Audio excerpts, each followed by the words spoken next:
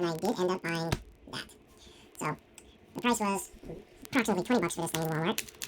And is it going to be worth it? I don't know. But if you've been tuning into my channel thus far, which I appreciate, thank you. Thank you for tuning in today. Thank you for tuning in the past if you did. And if you did tune into the past, you know that I am all about time traveling, back, seeing everything I've missed. And I did end up picking up this, as I mentioned, because, hey, out of all the cubes there, these seem like the oldest two boosters I could get out of there. And I really enjoy opening boosters. I enjoy the time travel process. I enjoy the randomness. It's like gambling, why people get addicted to gambling. So, people that know this better than I do, who are into this unopening or packs and products, they say it's not worth it. This might be worth it to me for different reasons, but well, I'll know for sure after. So this is some interesting packaging right here. You have this random booster that you don't know about, holding in this deck, right? Because it's supposed to have one deck. So the one deck is forcing these two to be in place.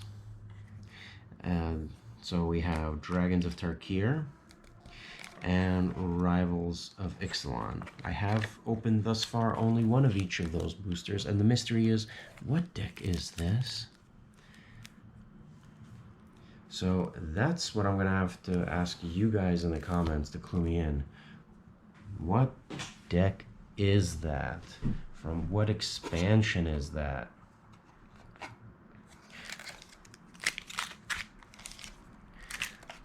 Alright. And I'm sure I'll find a use out of this cube.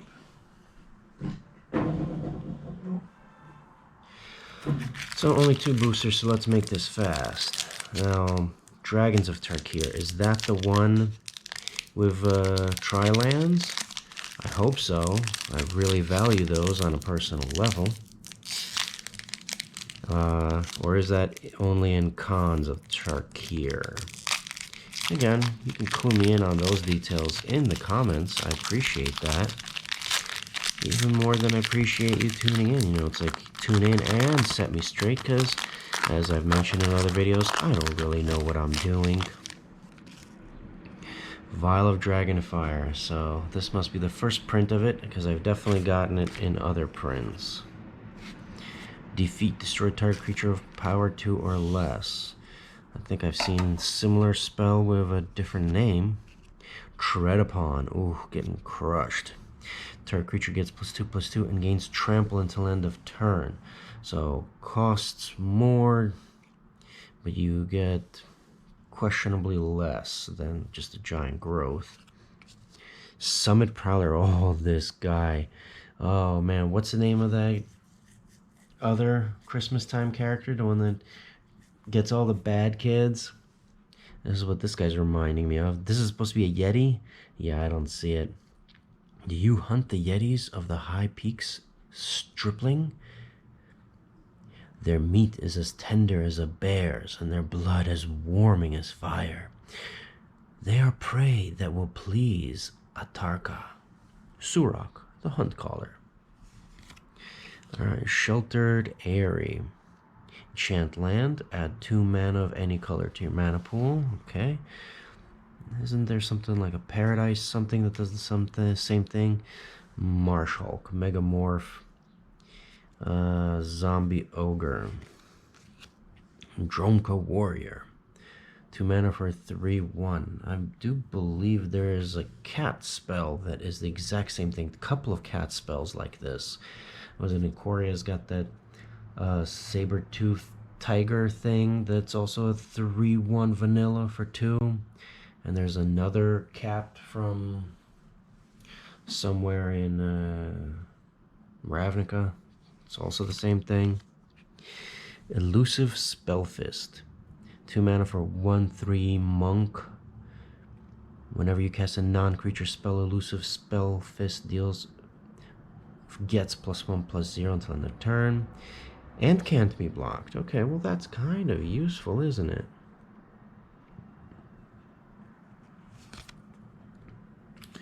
I'm just starting to realize that the way I'm holding the cards might not be conducive to you reading them or seeing what I'm looking at. I'm sorry, guys. I hope this hasn't been happening for previous videos, as I'm filming a lot of stuff before I edit and publish. Lightwalker, 2/1 for 2 mana. Human Warrior, flying as long as it has a +1/+1 counter on it. Ojutai Summons.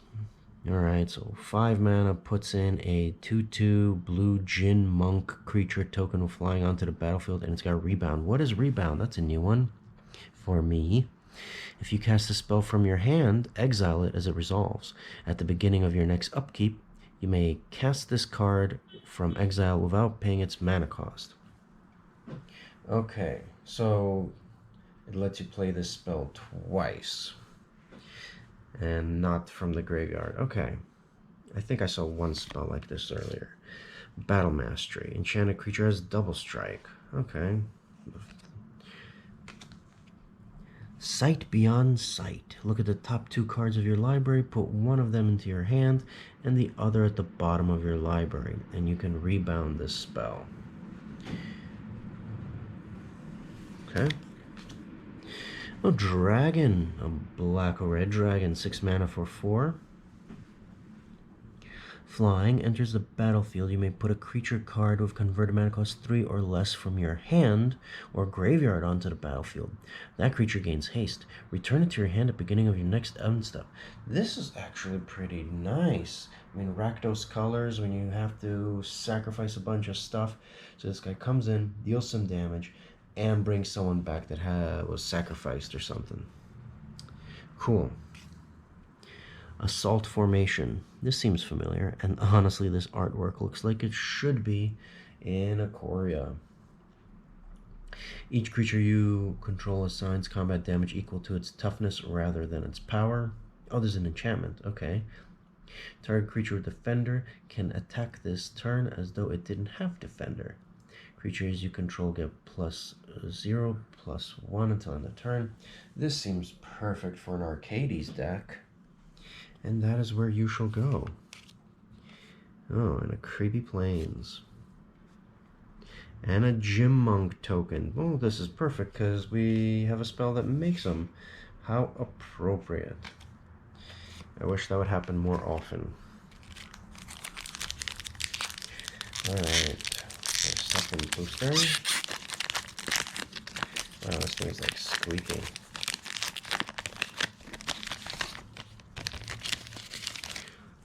Divine Verdict. Destroy target attacker and blocking creature. Do believe I've seen this a number of times. Spirewinder.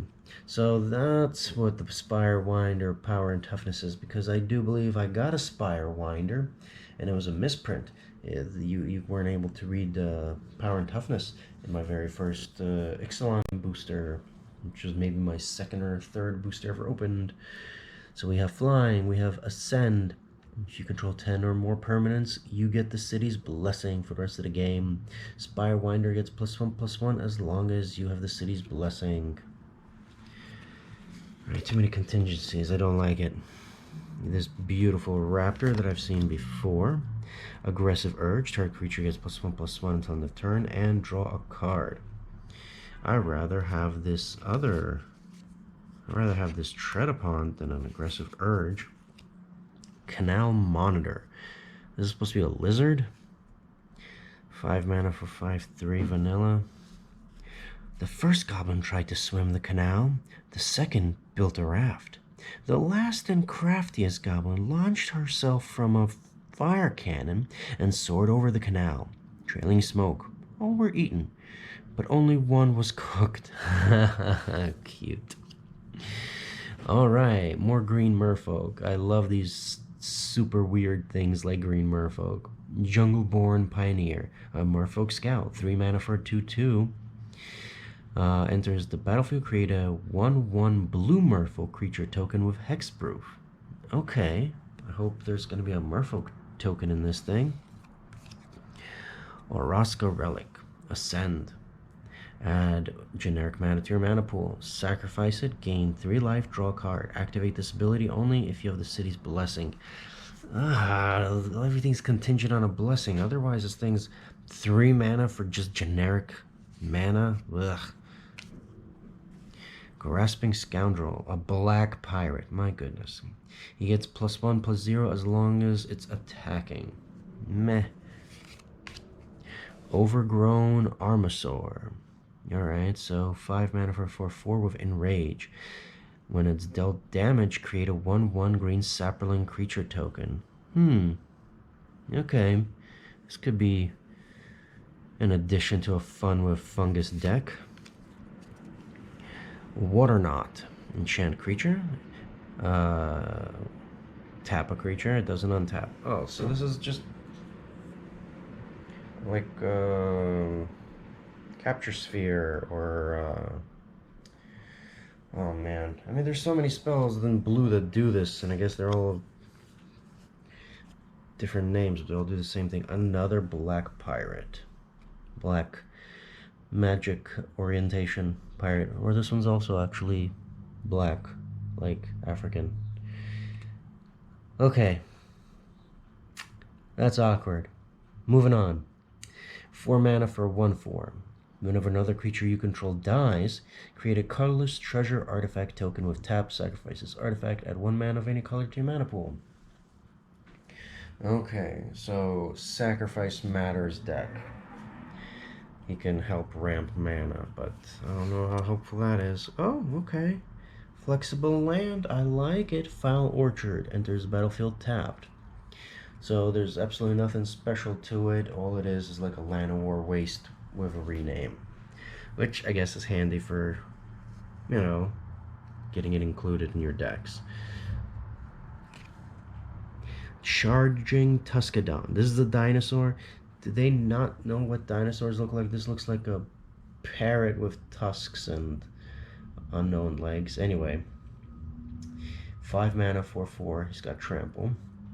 If it would deal combat damage to a player, it deals double that damage to that player instead. Well, that's kind of handy.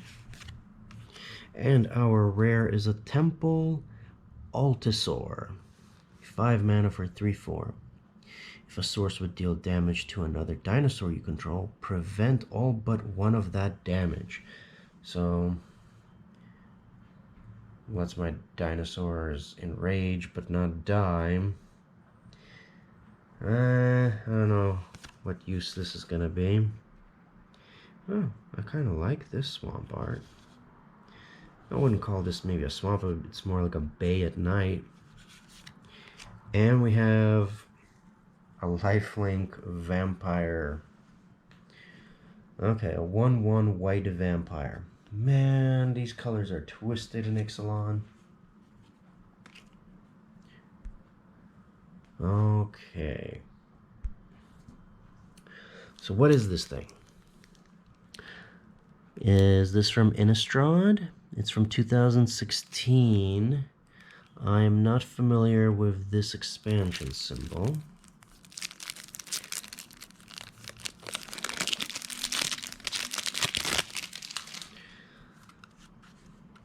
Would this be at the time that they have like starter introduction type of decks or something? Oh, this is a little chipped over here.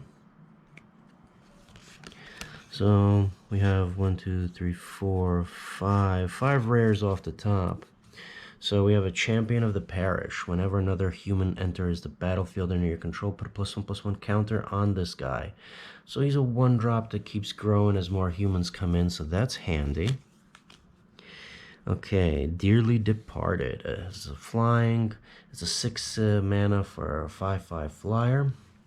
And if it's in your graveyard, each human creature you control enters the battlefield with an additional +1/+1 counter on. Okay, that's cool, that's cool. Eerie Interlude.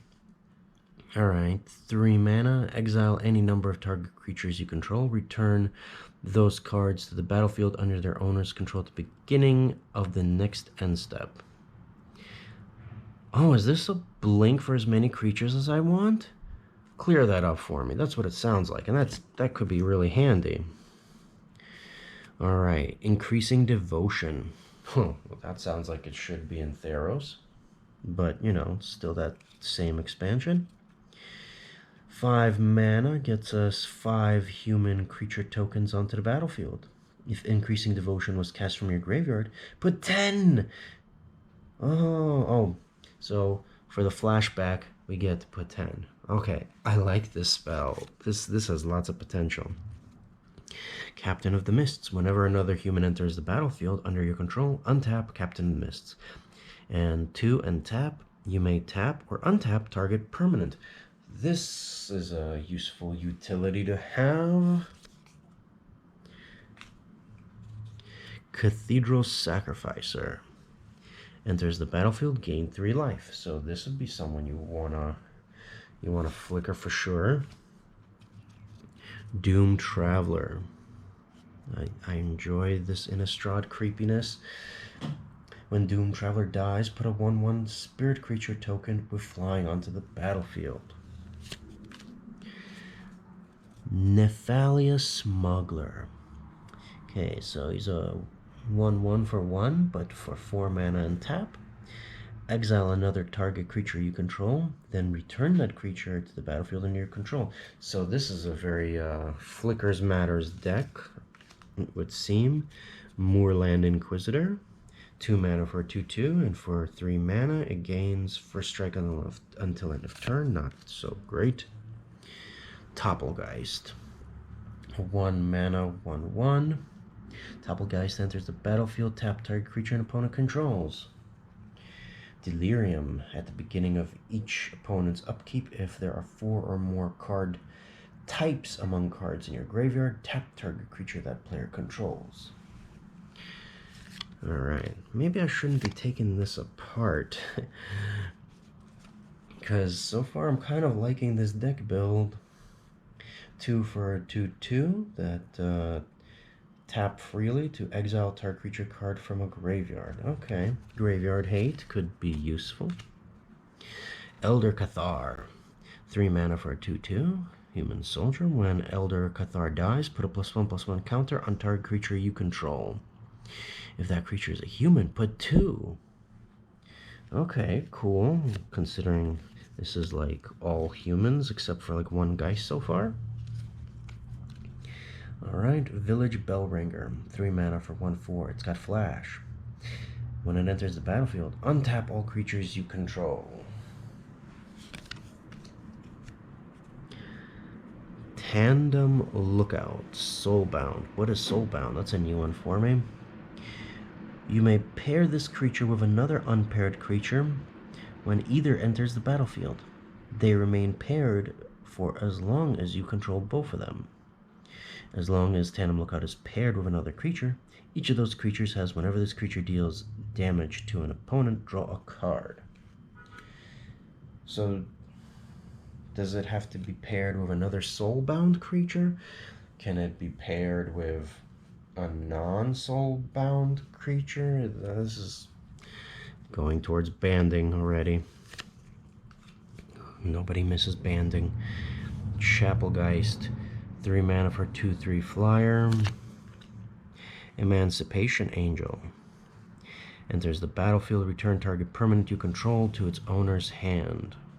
Well, that's a 3/3 flyer that can bounce something. I mean, if something is pacified and then I get to recast it, that'll be good.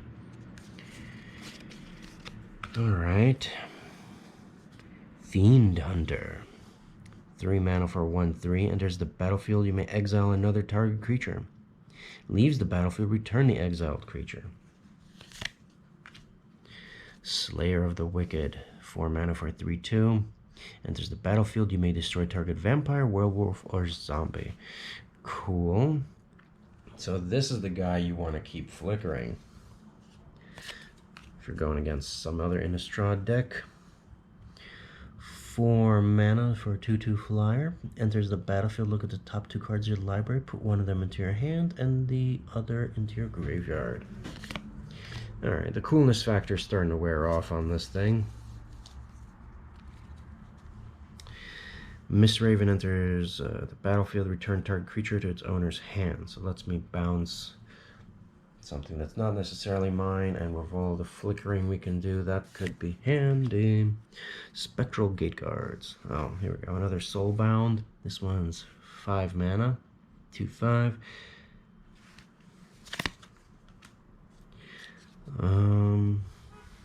Rift Vanguard enters the battlefield, draw a card. Alright, so more stuff of value to flicker. Gold Knight Redeemer enters the battlefield, gain 2 life for each other creature you control. So that's 6 mana for 4/4 flyer with a bunch of life gain potentially. Voice of Provinces enters the battlefield. Put a 1/1 white creature token human onto the battlefield. Alright, so you're paying 6 mana to get a 3/3 flyer and a single 1/1 human. Meh. Sharpened Pitchfork, love it. Equipment for 2, as long as it's human, gets +1/+1. So it's an equipment that can only work with humans, and it's simply a +1/+1. Yeah, so lackluster. But I guess purely on flavor, right? Bounds of Faith. Enchanted creature gets +2/+2 as long as it's human. Otherwise, it can't attack or block. Hello. This is like a flexible pacifism. How many of these are here? Only 1. I like Bounds of Faith.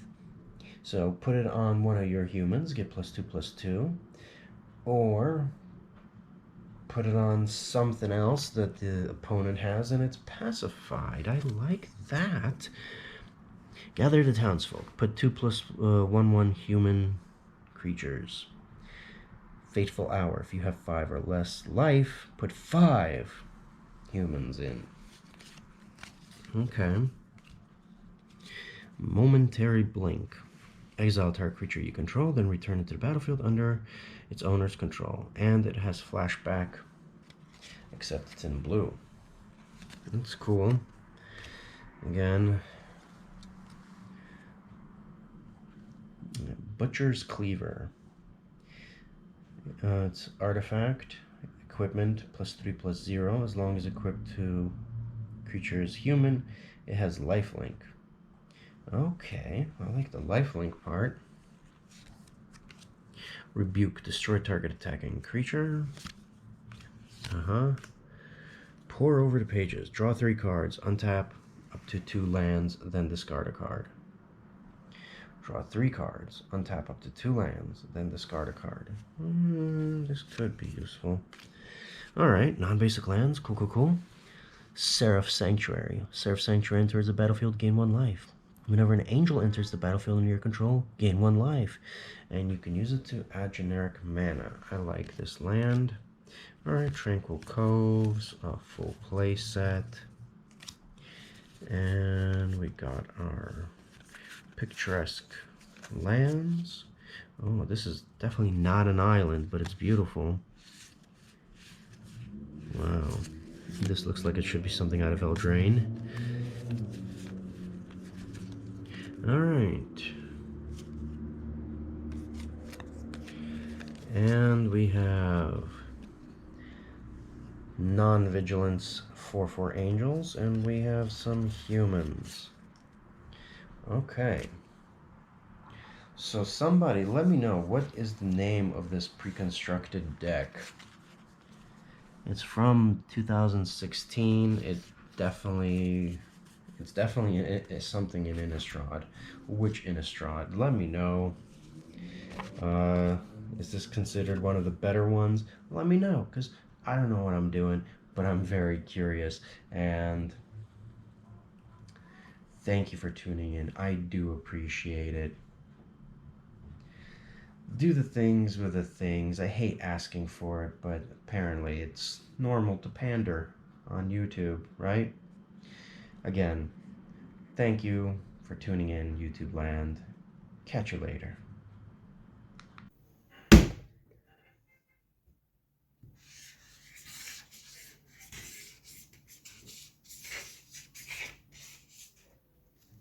Professional.